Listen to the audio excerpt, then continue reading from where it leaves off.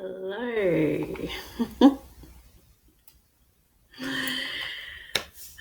How are we all? My goodness. Hmm. So I'm officially locked down. There was supposed to be a meeting for me earlier today, but that got cancelled.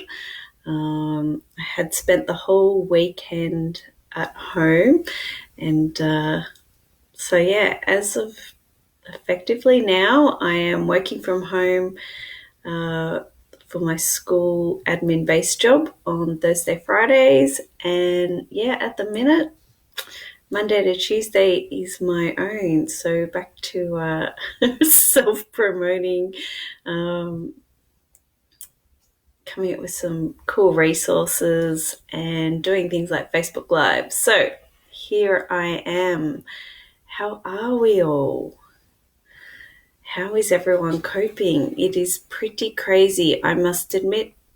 Um, for all my knowledge around emotional resilience, it has served me very well over the last week and a bit. It has just been crazy. Yeah. What was it? Saturday. I was so cool, really chilled out, relaxed. Really well rested, and felt all the beautiful benefits of doing that. And then, hit by not boredom. What's the word? Apathy? Is that when you really don't like have any emotion? So that was yesterday, to feeling grief and sadness this morning. Then a little bit of anxiety about lack of income and various things. So it is just this crazy wave. That's not what I want to talk about today, but because I've done a truckload of conversations about feelings and emotions. But yeah, it's just noting what's going on. And I'm curious if that's the same for you guys. I'm still really struggling with this new Facebook Live format. Anyway, I'll progress. I don't know if this is even working. Yeah, so anyway, officially in lockdown, and the title of this live is How to Do Lockdown Well. So I did a quick little reflection on, right, how can I do this? How can I do this really well, make the most of the opportunity and the unbusy period that we're venturing into, however long it goes for. It is a bit concerning. It is the whole how long is a piece of string sort of scenario. And I know that the fact that we don't have an end date to how long this is going to last for is actually a massive cause of unrest and anxiety for people, myself included. So, so the first point of how to do this lockdown really well, given the whole situation that is causing this is due to an illness that is running rampant across our globe. Number one would be health and focusing on health.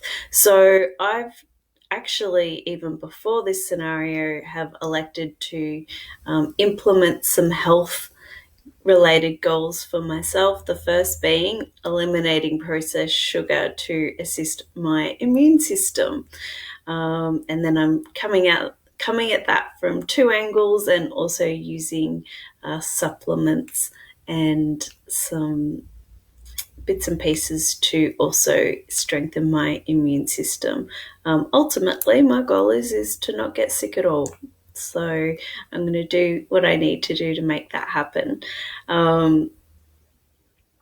And regardless of lockdown or not, that is something that I was choosing to focus on irrespective.